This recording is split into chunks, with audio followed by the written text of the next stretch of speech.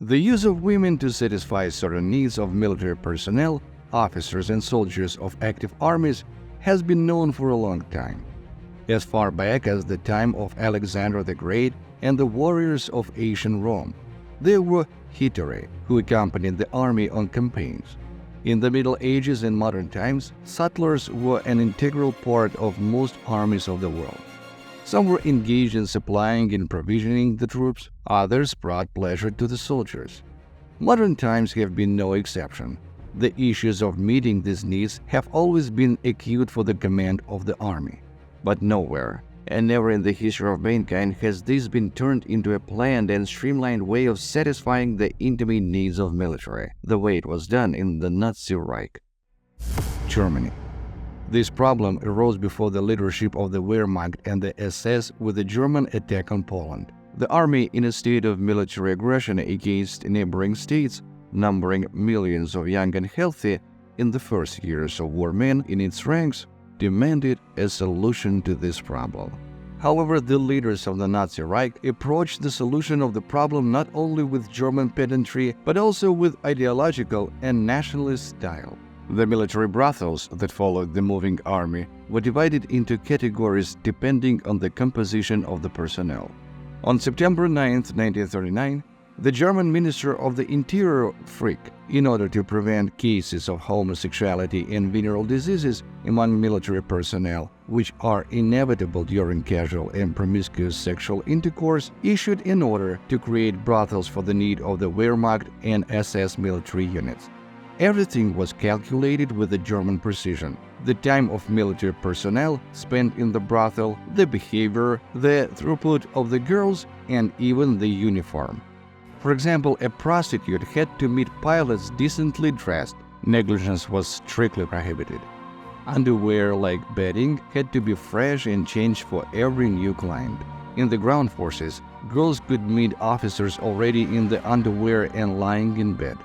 The brothels themselves were also divided, as they say, by rank, for officers, sergeant majors, non-commissioned officers, and soldiers. In soldiers' brothels, for example, bed linen was allowed to be changed after every 10th client.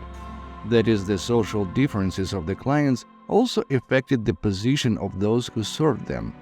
Initially, for officers, sergeant majors, and non-commissioned officers, only German women and representatives of related European nations were recruited into the brothels: Swedes, Dutch, Belgians, French, Danes, Finns, etc. However, with the further development of hostilities, especially after the attack of Germany on the USSR, in the occupied lands, brothels located in the field and in the rear. It was allowed to use representatives of the local population: Baltic women, Belarusians, Ukrainians, Russians, etc. Representatives of lower races, Jews and Gypsies, were prohibited from working in brothels. In Western European countries, the Germans increased the staff of brothels and created their field branches. On the territory of the USSR, the Germans decided to create such houses for themselves from scratch. At the beginning, the Germans had problems with personnel. However, over time, hunger and threat of being hijacked to Germany and ending up in a concentration camp did their job. Soviet girls had to agree to, so to say, persistent requests of the occupation authorities. Moreover, if German women received money for their work, Soviet women often worked for food. Everything depended on the level of clients and the position of a girl. Some women were able to receive clients at home, but in any case, everyone involved in prostitution had to register with a special department and periodically undergo a medical examination. Illegal prostitution was severely punished. Although in the front line, the Germans did not stand on ceremony with the local population, and cases of violence were not uncommon. Occupying any small town, village, or district center, the fascists did not deny themselves anything. Everything depended on the level of education and moral qualities of the unit's officers. As much as they were ruthless and corrupted, they allowed their subordinates to do all sorts of outrages. From the memoirs of the German artilleryman Wilhelm Lippich: "In our regiment, There were soldiers who took advantage of the hunger of local young women to satisfy their sexual needs. With a loaf of bread, they went to the rear 2-3 kilometers from the front line, where they got what they wanted.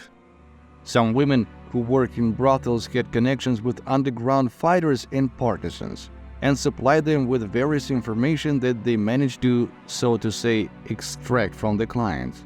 Registered priestesses of love had standards that they had to follow. So a soldier's prostitute was supported to serve 600 clients a month. But this is in the Wehrmacht. In the Luftwaffe, the number of clients was reduced to 60, and women who pleased officer pilots could only accept 20 clients per month. Formerly, a prostitute in the occupied territory of the USSR received 500 rubles a month. The Soviet ruble was in a circulation along with German marks. However, as already noted, this was not always observed and many women had to work for food. German soldiers were entitled to 5 visits to the brothel per month. More days had to be earned. Such soldiers and surgeons were given a special incentive coupon, which indicated the number of preferential visits. Field brothels moved after the military units to which they were attached. For this purpose, buses were used for women and trucks to transport brothel property. A special mention should be made of the brothels that were located in the concentration camps. It is clear that the prisoners were sent there. Women were selected based on their appearance and physical health. Jewish and Gypsy women, of course, could not get into the camp brothel.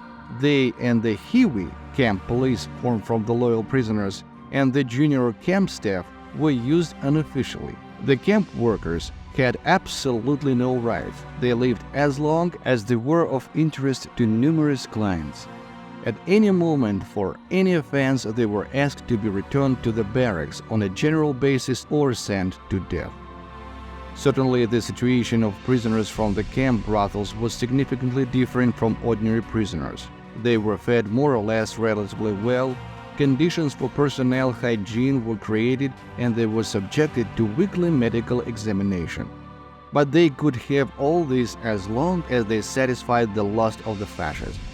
Camp brothels officially existed in 10 large camps. However, in other camps, there were also women used to satisfy the intimate needs of the fascists, although unofficially. Primarily, convicted German women and representatives of other people of Western Europe ended up in brothels at the camps. But there were also Slavic women, especially after 1942. There were also privileged brothels in the Reich for foreign guests and Nazi leaders. All brothels in Germany were, as they say, under the hood of the departments of Müller and Schellenberg.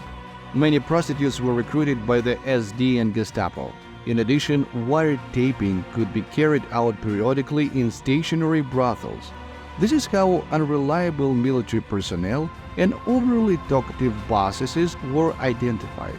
Thus, we're dealing with a gigantic factory where sex was put on stream to meet the needs of the soldiers of Hitler's army and the SS troops. In terms of the level and discipline of this process, the Hungarians in Europe could only be remotely equated with the Germans.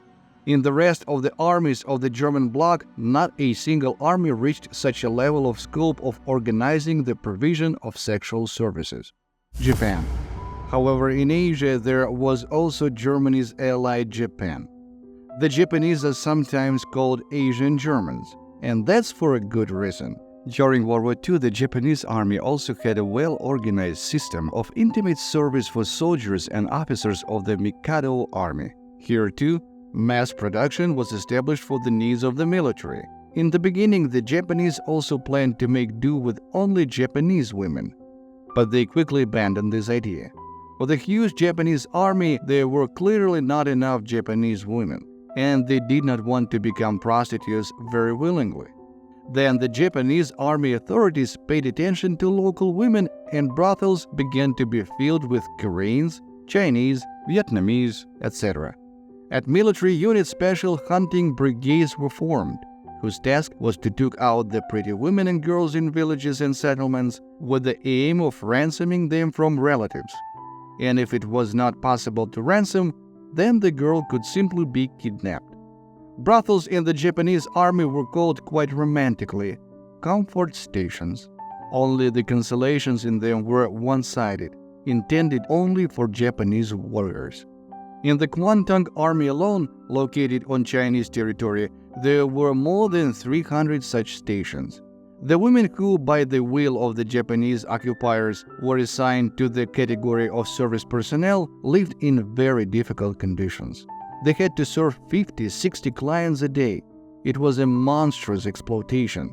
The women of Japanese military brothels were in the position of slaves. Here is an interesting detail. For soldiers of the Japanese army, visiting brothels, if it was not an incentive, was more expensive than for officers and sergeants. Here apparently the Asian tradition had an effect. The lower classes must pay more for pleasure. Whoever is high on the social ladder had more privileges. Thus we are dealing with an organized mass crime which consisted of violent coercion or bringing the population of occupied countries to such a forced choice. Fascist states exploited not only the resources and labor of the citizens of the lands they occupied, but they also mercilessly exploited indigenous women.